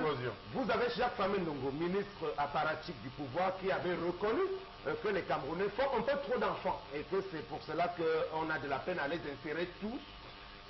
Ce sont des choses qui peuvent être prises aussi pour tenter de nous améliorer là-dessus. Megui, vous êtes une mère, et je crois que le planning familial, ça compte aussi. Il faudrait pas quand même qu'on se voile les yeux. C'est vrai que c'est pas parce qu'aujourd'hui on a un Macron qui fait une déclaration pareille qu'on doit tout rejeter en bloc, qu'on soit quand même sincère. Ça peut nous aider cette déclaration. Voilà, qu'on soit quand même sincère, parce qu'aujourd'hui quand même, on voit des familles qui n'ont rien pratiquement, mais qui ne font que faire des enfants, qui ne font que faire des enfants. Quand même, aujourd'hui... Un pourcentage de combien, Megui? Un pourcentage de combien? Non, je dis pour un pourcentage de combien? Je m'arrête là. Okay, je n'ai pas de pourcentage parce que je ne fais pas de recherche. Le père et la mère qui travaillent, qui ont été eux-mêmes presque des enfants uniques à leurs parents. Donc ça veut dire quoi? On a un schéma. Un couple qui fait un enfant, quand il décède, quand le couple décède, tous leurs biens vont chez cet enfant unique-là, qui se met lui aussi avec un enfant unique, qui a hérité de tous les biens de ses parents. Donc, vous voyez comment se constitue le patrimoine. Ce qui fait que maintenant, on a des familles chinoises qui sont très aisées. Vous comprenez? Et ils ont compris, ils évitent de faire désormais trop d'enfants. Et ça participe aussi du développement de de leur économie. On ne peut pas aujourd'hui accepter, reconnaître qu'on consomme plus qu'on ne produit. Ça, c'est une réalité. On consomme plus qu'on ne produit. Ça va nous amener à la situation du Canada, qui a une population vieillissante. Alors, je crois que la situation est toute cette Mbombok, Charles Armel, puisque vous encouragez le fait qu'on puisse faire un maximum d'enfants, très bien, mais à quoi sert-il d'en faire tellement si on ne peut pas? Quand vous voyez qu'un seul enfant vous coûte de la maternelle au supérieur aujourd'hui. La réponse est simple. Oui. Nous sommes dans un continent où tout est à construire. Pourquoi vous allez nous dire qu'il n'y a rien à faire? Et on va faire quoi? Avec qui? Avec quel bras? Voilà. Avec les bras qui viennent. Je reste dans quand il parle de civilisation, il faut faire des enfants. Nous n'en avons pas assez, Sam. Non, permettez l'expression, il n'y a de richesse que d'hommes. Les théories, toutes les théories économiques, les vraies, vous le disent, il n'y a de richesse que d'hommes. À condition de bien gérer ces hommes. Moi, je ne suis pas d'accord de voir les hommes, les enfants. Il y a eu à Lagos, permettez ça, 1986, dans ce que reprend là comme des perroquets, tous ces intellectuels dont vous avez fait allusion, ils ont sorti le plan de développement de l'Afrique. C'est là où on disait santé pour tous en l'an 2000, richesse pour tous en l'an 2000. Peut-être que vous ne savez pas qu'on allait aboutir à l'an 2000. C'est précisément, c'était ça les orientations. Je vous avais parlé tout à l'heure de Margaret Thatcher et de Ronald Reagan qui nous ont enfoncés dans ce planning familial auquel on n'avait rien à faire. Et ils ont donc refusé, et moi je vais le révéler, je suis prêt à faire ce débat avec n'importe qui, ils ont fabriqué le sida pour nous décimer. Voilà. Nous avons ces preuves-là. Mais le sida existe, ils l'ont fabriqué pour nous décimer. Non, Monsieur Mbachou, ça veut dire que si on a affaire à des dirigeants cupides, qui ne peut, c'est aussi ça la civilisation africaine. Et c'est ce que Macron a voulu. Non, qui sont les colonies de Macron? Que Macron non, Macron ne parlait pas au nom des autres dirigeants français. Il parle a notre argent au trésor français. D'autres Français pas fait quoi dans le trésor français? La cellule africaine de l'Élysée fait quoi? Qui disloque tout? Macron vous a dit il a dit qu'on mais qui sort de ça du trésor français? Ça fait quoi? Le français pas fait quoi dans la banque française? Bon, de toutes les façons, aujourd'hui, on a besoin d'une Afrique qui se développe avec des enfants, mais des enfants qui sont bien portants, qui ne sont pas malades, qui ne vivent pas la famine. Parce que le problème avec les Occidentaux, c'est que quand vous débarquez chez eux à la descente de Roissy-Charles de Gaulle, vous comprenez qu'ils nous dépassent. C'est ça les militaires qui sont en train de voler le diamant dans Centrafrique. en France? Non, la civilisation occidentale pense à l'homme avec grand H. Non, c'est ça le problème. Pas au matériel, pas à l'homme. Oui, pour le bien de notre compatriote. C'est ça le problème. Bon, la deuxième info avec vous, Meggy. Oh là là, mon Dieu. Ok. C'est chaud, hein? Voilà donc la deuxième information relative justement à notre cher jeune leader d'opinion Cabral Libby qui se retrouve depuis quelques jours déjà en terre américaine. Voilà. Donc cette présence sur la terre américaine de Donald Trump qui a suscité de vives interrogations du côté de la toile. Donc les gens se demandent qu'est-ce qu'il a bien pu aller chercher aux États-Unis. Cabral Libby, d'ailleurs, on le voit sur certaines photos très bien mis, très bien mis, des photos qui prêtent à confusion aussi. Donc ce dernier a fait une déclaration donc récemment où il a donné ses intentions ou alors le but pour lequel il se retrouvait justement aux États-Unis. Selon lui, il allait là-bas toujours dans l'optique de cette campagne de 11 millions d'inscrits sur les listes électorales pour essayer d'aller rassembler le plus d'électeurs de ce côté-là, aller draguer en quelque sorte des électeurs de ce côté-là. Donc voilà, pour ce qui est de cette... Sur la base d'informations en ma possession, que ça ne va pas s'arrêter là. Alors toutes les communautés camerounaises de Belgique, de France, d'Angleterre, d'Italie se mobilisent pour la même logique qui est celle d'encourager ce jeune leader d'opinion, comme vous l'avez dit. Donc, aujourd'hui, il sera là lui-même pour donner sa version des faits par rapport à ce qu'il subit aujourd'hui. Mais ça peut étonner Mbombok tout de même, qu'il soit l'objet de violentes attaques. Vous auriez aimé qu'il ne puisse pas se mettre en costume, cravate, c'est pas bon? Non, il est dans la civilisation occidentale. Sam, vous l'avez dit, je vais appuyer en ceci. L'Occident a regardé, a laissé Tsipras, a regardé Emmanuel Macron. On a vu, on voit subitement les compatriotes vouloir s'investir pour la haute charge de l'État, ils ont envie de voir. Mais ils ont envie de voir, de le tester, de savoir qui il est. Il est allé. D'autres choses, c'est que c'est quand même en Amérique du Nord qu'est née l'association Alternance 2018. Et ces gars, ils venaient d'ailleurs d'être ici pour certains dans le forum de la diaspora, en sachant que bon, Alternance 2018, ils veulent venir.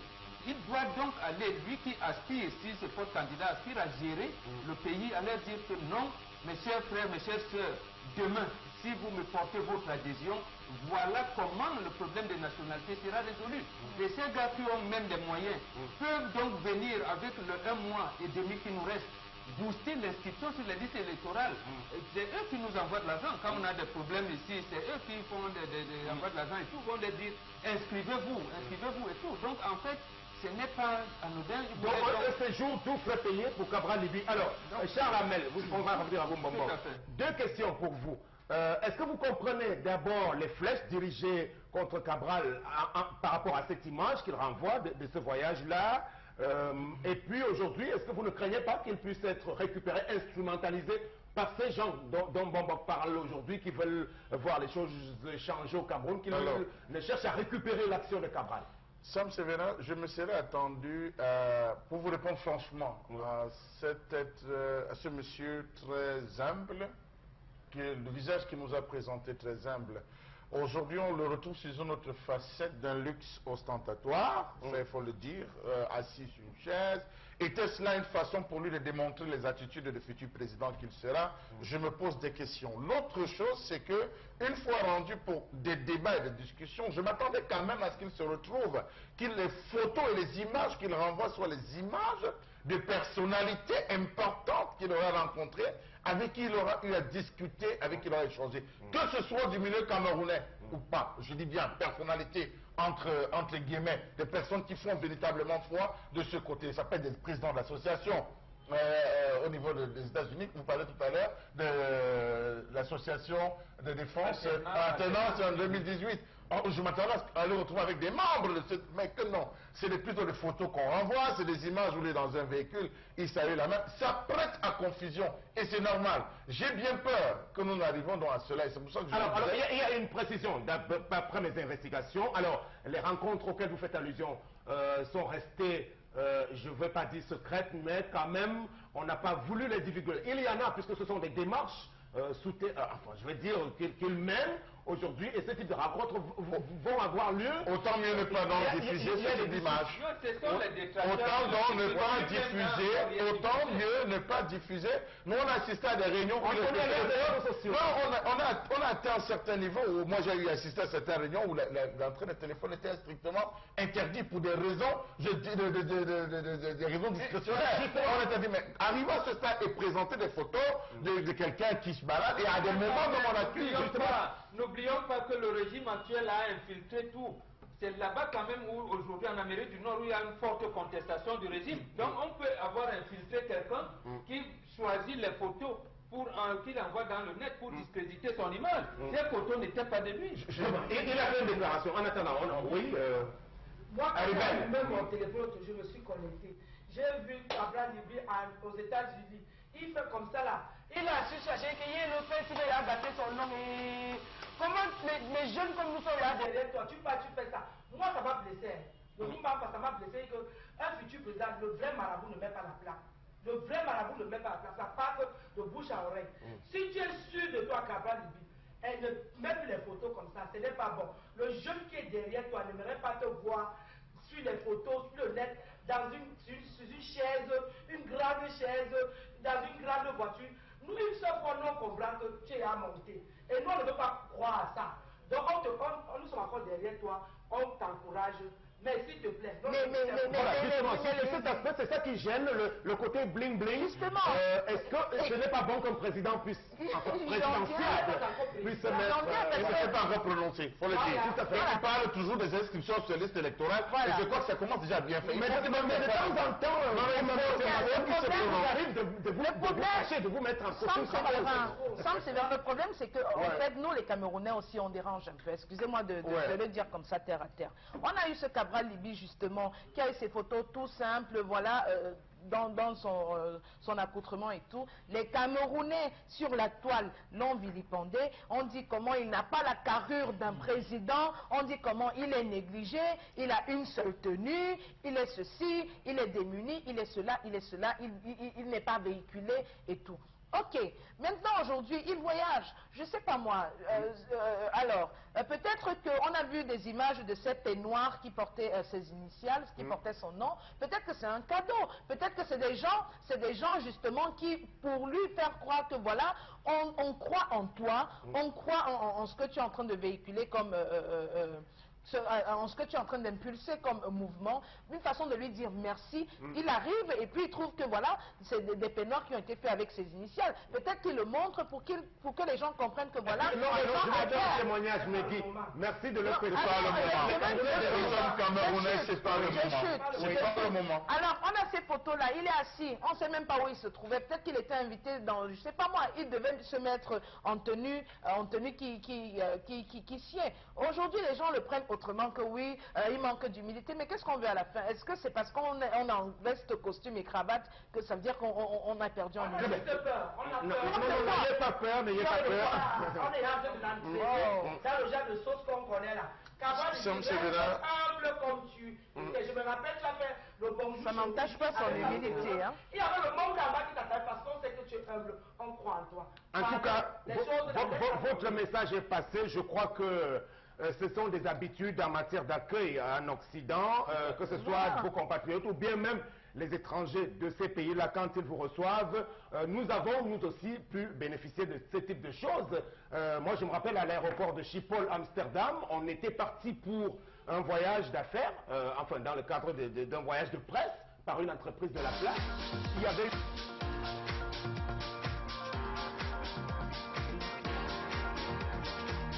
On a au niveau de l'orientation, en tout cas l'éducation.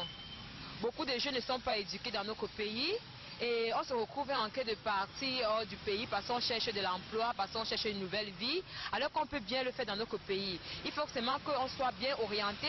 Il faut que le gouvernement mette sur pied des gens pour l'orientation. En fait, en ce temps, quand un étudiant peut-être veut quitter de la classe secondaire à la classe supérieure, niveau supérieur en fait, il doit être orienté selon ce qu'il a à faire au secondaire. Il ne faut pas sortir du niveau A, terminal A, pour aller faire une filière scientifique à l'université. Ça, c'est un blocus dans notre pays, en fait. Aussi que éducatif. Donc, notre système éducatif est trop faible, en fait. Notre système éducatif est faible, on a un manque d'orientation des yeux, et ça, au niveau de l'emploi, on a des problèmes. Parce qu'on ne peut pas trouver de l'emploi, parce qu'on a fait telle filière, telle filière, telle filière, et on se retrouve dans la confusion totale. On arrive sur le terrain, on dit qu'est-ce que vous pouvez faire, tu es incapable de dire quelle est l'expérience que tu as acquis, quel est ce que tu peux faire, et avec tout ça, on ne peut pas arriver au développement, non. Moi, je pourrais juste te conseiller que sur le développement peut mettre des gens sur place, en fait, pour orienter les jeunes en tout cas. Quand tu quittes des pays que de la classe de niveau secondaire, pour arriver à l'université, tu passes à un système d'orientation qui pourra facilement être facile aux étudiants de choisir des filières appropriées en fait avec le monde de l'emploi.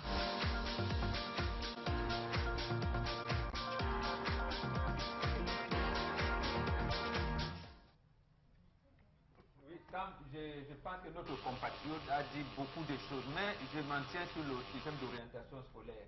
Il nous dit que l'État a fait faillite sur toute la ligne. Tu te vois un bac à 4, mais il est chirurgien. Comment ça a été fait?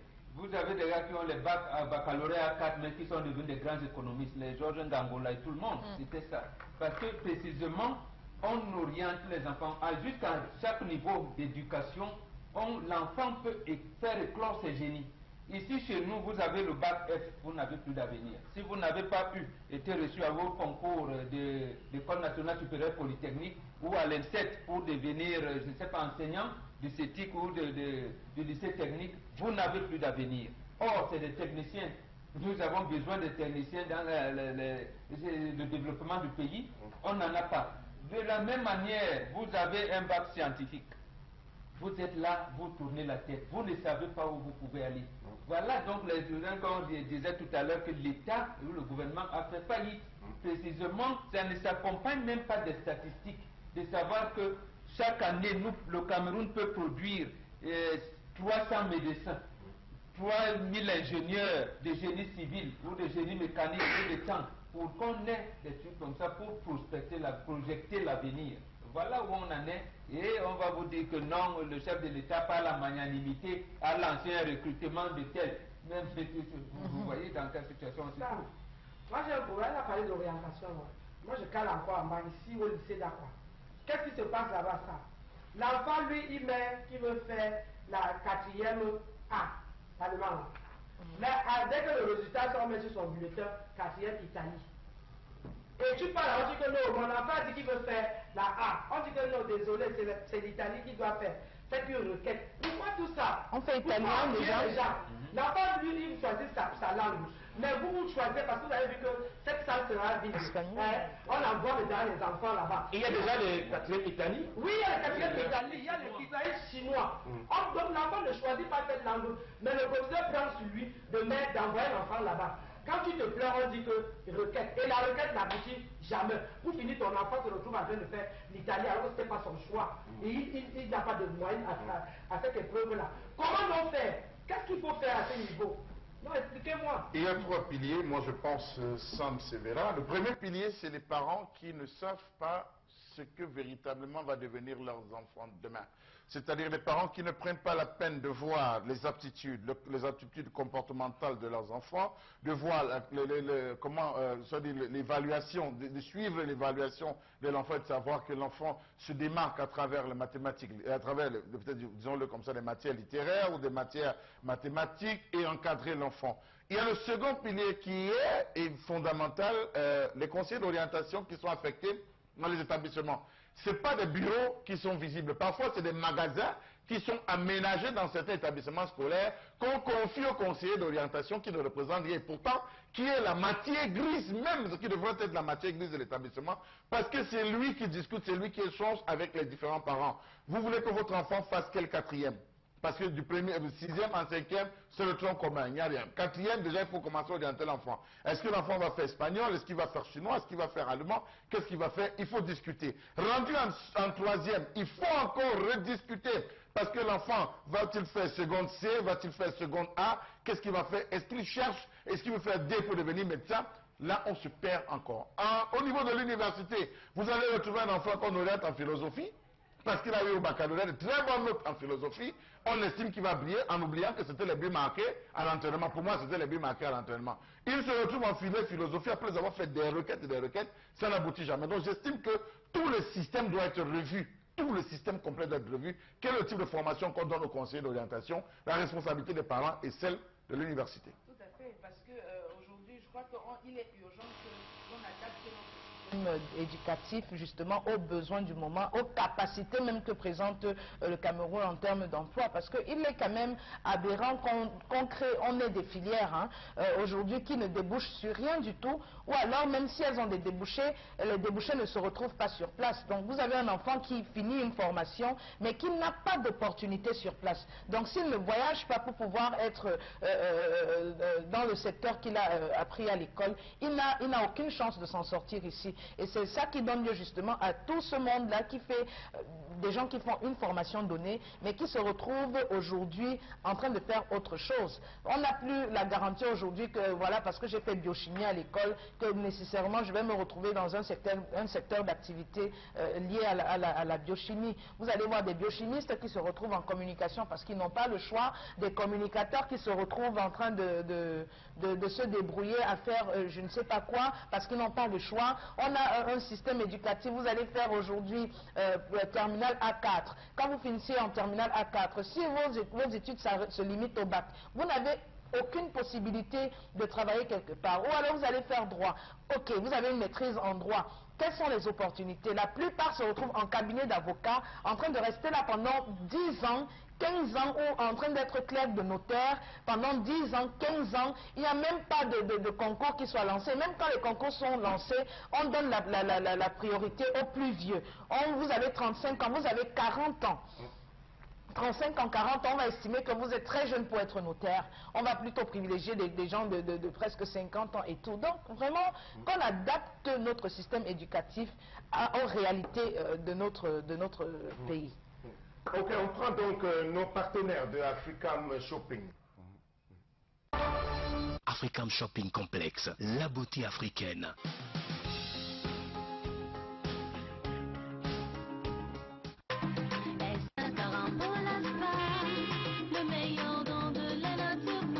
Spécialement fait à base de sel de mer, du miel et du collagène, enrichi avec orange, tomates, carottes, lait et d'autres vitamines recommandées pour la peau africaine, la gamme SR Carambola Spa élimine toutes les impuretés de la peau, protège la peau contre les infections, lutte contre la fatigue générale, revitalise la peau, rajeunit le corps, élimine les mauvaises odeurs, vous redonne une peau de bébé. The best from nature and truly natural. SR Carambola. La gamme SR Carambola Spa est vraiment magnifique, je vous assure. Vente en gros et en détail.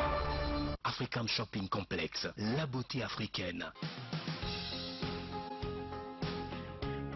Voilà, avec nous était Simone Coco. Bonjour. Good morning, Sam. Good morning to all the panelists. Good morning to all televiewers of Equinox TV and faithful consumers of African Shopping Complex International, the house of well-being, the house of pleasure. African Complex International, justement, est cette maison-là qui se préoccupe du bien-être de ses consommateurs. Nous sommes spécialisés dans le dégraissage pour la perte de poids, l'esthétique générale pour avoir une superbe peau, l'harmonie du couple pour justement rehausser, redonner la joie de vivre à tous les partenaires dans un couple, massage pour détendre, relaxation. On ne va pas tout de même oublier le vestimentaire à travers de belles tenues africaines importées d'Afrique de l'Ouest, des bijoux comme celles que vous voyez actuellement sur nous, voilà. Et également des batteries blindées sans entretien à devis et plein d'autres produits que vous pourrez découvrir lors de vos différents passages. Alors sur ce plateau aujourd'hui on vous a préparé quelques produits. On va commencer par s'adresser aux personnes, à toutes les personnes, parce que toute personne aimerait avoir une belle peau, une peau soyeuse, une peau justement qui reflète l'éclat, qui rayonne. Et cela bien sûr se conjugue à African Shopping Complex International à travers notre magnifique gamme, la gamme SR Carambola Spa, représentée sur ce plateau à travers son savon, le SR Carambola Soap. C'est un savon justement fait à base de fines herbes caramboléennes et de miel qui vous permettra d'avoir une peau sans tache, une peau avec un éclat naturel. Et comme ce sont les vacances, les enfants justement vont du côté du village, pourquoi pas ne pas envoyer un pack famille à la mémé, au pépé, voilà, parce que également, même s'ils sont vieux, aimeraient bien sûr concurrencer le soleil à travers une belle peau. On passe donc maintenant à notre savon intime, le Femcat et le Virginity Soap. Vous savez, la toilette corporelle est très importante, mais des parties spéciales qui nécessitent un soin spécial. Il s'agit bien sûr de la partie intime féminin et pour cela, nous avons pensé deux savons. Le Femtag, le tout premier là, qui est fait à base qui est mentholé, fait à base d'eau de rose justement, et le Virginity Soap qui est lui fait à base d'huile essentielle et de miel. Alors, quelles sont les vertus de ces savons? Ils viendront resserrer les muscles vaginaux pour ces personnes qui ont déjà accouché, pour ces femmes qui ont déjà eu à avoir un accouchement. Ils permettront de vous mettre à l'abri des mauvaises odeurs, surtout en période des menstrues. On se comprend les femmes. En plus de cela, ça sera la fraîcheur assurée durant toute la journée. On s'adresse donc maintenant à ces personnes qui souffrent de constipation. Vous allez pendant 3 jours aux toilettes, rien ne sort. Vous prenez toutes les positions, rien. Vous avez tout fait, rien. Qu'est-ce qu'il faut faire pour vous libérer? Vous consommez tout simplement notre Black Plum. Avec le Black Plum, justement, c'est la constipation à zéro. Vous allez vous libérer, permettra justement de libérer votre estomac et vous enverra aux toilettes d'une manière naturelle. Pour également les femmes qui souffrent de règles douloureuses, justement, il permettra, mesdames, il permettra d'éviter les règles, d'éviter la douleur pendant les règles et vous préviendrez également de certaines maladies telles que les hémorroïdes et le cancer. Maintenant, on entre dans l'harmonie du couple. On va aller avec un exemple. Voilà petit papa qui rentre à la maison. Petit papa toque à la porte. Madame dit, tu es sûr que tu vas entrer? Petit papa dit, oui, ok, je vais entrer.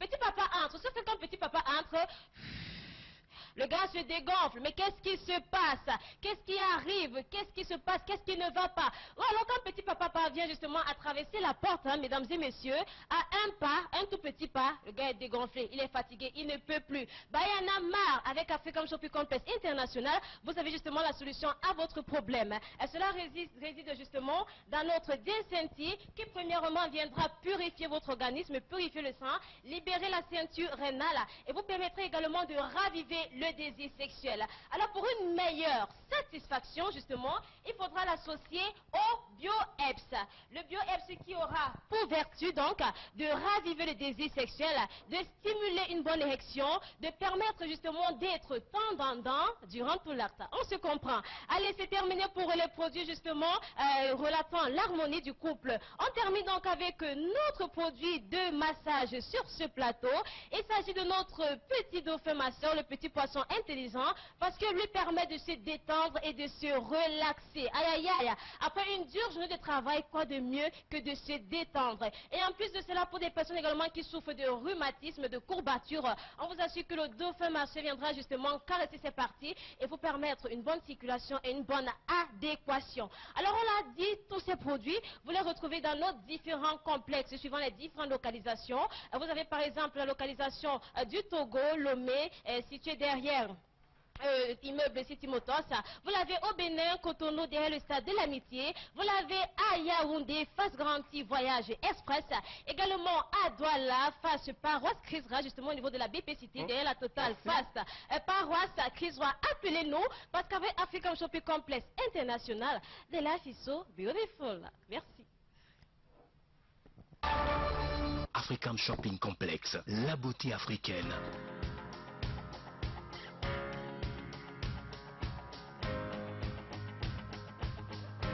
Notez AM600 sont des boissons naturelles de feuilles, de plantes et herbes aux effets amincissants. Détoxifie, anti-ballonnement, facilite la digestion, purifie les systèmes digestifs, brûle les graisses et embellisse la peau. Notez AM600 apporte le bonheur et le bien-être dans nos foyers, fait perdre ton poids dans un temps record sans effet secondaire et sans risque de reprise.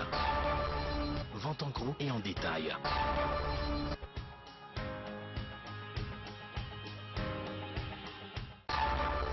African Shopping Complex, la beauté africaine. Voilà le Salon international des métiers et de l'emploi, le 6 mai 2017, s'ouvre donc ce mercredi ici à Douala. Donc pour en parler, nous allons accueillir l'un des communicateurs. Mais d'abord, le spot de présentation de l'opération. SIM 2017, entreprises, universités, grandes écoles, centres de formation, du 12 au 14 juillet 2017 à la salle de fête d'Aqua à Douala. Participez à la 7e édition du Salon international des métiers et de l'emploi. SIM 2017, naviguez sur les méandres des métiers au cœur du numérique et du social. Saisissez gratuitement les opportunités de formation, d'emploi et de financement. SIM 2017, avec la participation du Sénégal, du Nigeria, du Canada, de la France et de l'Allemagne, avec l'appui de la diaspora camerounaise. Enregistrez le rendez-vous.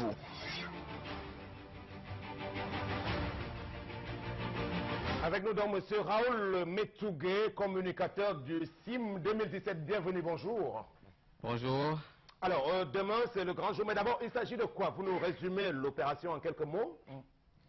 C'est le Salon international du métier et de l'emploi. C'est une plateforme qui permet, qui joint les étudiants, les chercheurs d'emploi, les organes gouvernementaux, les entreprises et les ONG sur la question des métiers et des emplois.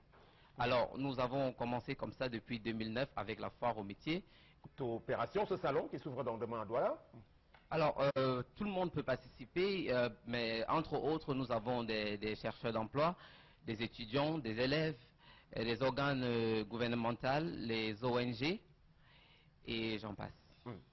Très bien. Alors, puisque l'ouverture c'est demain, c'est quoi le programme concrètement, donc demain à Douala? Oui, demain nous aurons déjà, dès le matin, nous allons recevoir des participants. Nous allons les enregistrer et ensuite il y aurait une cérémonie d'ouverture qui serait présidée par monsieur le gouverneur de la région du littoral. Et ensuite il y aurait une visite guidée par la coordinatrice et monsieur le gouverneur. Nous allons passer ensuite aux ateliers et nous allons commencer avec le coaching sur comment se présenter durant un emploi, comme ça présenté par le FNE et le cible RH. Ensuite, on va passer à l'apéro thématique qui est l'économie numérique, qui serait comme ça dispensé par l'agence universitaire de la francophonie. Très bien. Et puis vous avez cité les participations des pays étrangers comme le Sénégal, entre autres. Vous pouvez nous attester de leur présence effective, tous ces étrangers qui arriveront, et puis de la diaspora aussi? Exactement, parce que nous avons des partenaires, des institutions qui viennent de la diaspora, qui viennent présenter comme ça les différentes filières qu'ils ont là-bas. Et pour permettre aussi, comme ça dans le domaine du numérique, pour permettre à ce que les Camerounais, les chercheurs d'emploi, les étudiants soient imprégnés un peu de ce qui se passe dans les autres pays. Donc à terme, pour nous résumer, M. Metougué, le 6 mai 2017, l'objectif principal c'est quoi? Si vous pouvez le résumer en 2-3 mots, vous voulez atteindre combien de personnes et le but? Nous voulons atteindre beaucoup de personnes, bon, un grand nombre de personnes, surtout les élèves, parce que nous avons remarqué que déjà, beaucoup des élèves ne savent pas exactement quels sont ces métiers porteurs, et on s'en va comme ça à faire des formations, sans savoir exactement si la formation est porteur ou pas, et il y a aussi beaucoup de découvertes, de sponsoring, par exemple, qui peut se tisser pendant l'événement. Il y aura aussi les rencontres B2B. Il y a aussi des partenariats qui peuvent se former parce qu'il y aurait des start-up. Et il y a tout cet ensemble des acteurs qui seront là, qui vont permettre cet échange-là. Donc j'invite tous les jeunes, nombreux à venir découvrir exactement ce que le secteur du numérique et du social offre au Cameroun actuellement. Merci beaucoup, monsieur Raoul Metougué, communicateur du Salon international des métiers et de l'emploi, le 6 mai 2017, qui en est rendu cette année à la 9e édition. C'est donc prévu du 12 au 14 juillet 2017, voilà, et que c'est bel et bien Camtel qui en est le sponsor officiel. Évidemment. CIM 2017, entreprises, universités, grandes écoles, centres de formation, du 12 au 14 juillet 2017 à la salle de fête d'Aqua à Douala. Participez à la 7e édition du Salon international des métiers et de l'emploi. CIM 2017, naviguez sur les méandres des métiers au cœur du numérique et du social. Saisissez gratuitement les opportunités de formation, d'emploi et de financement. CIM 2017, avec la participation du Sénégal, du Nigeria, du Canada, de la France et de l'Allemagne, avec l'appui de la diaspora camerounaise. Enregistrez le rendez-vous. Voilà, au nom de la liberté de critiquer, nous allons sortir de ce programme, puisqu'on parle de la question de l'emploi jeune.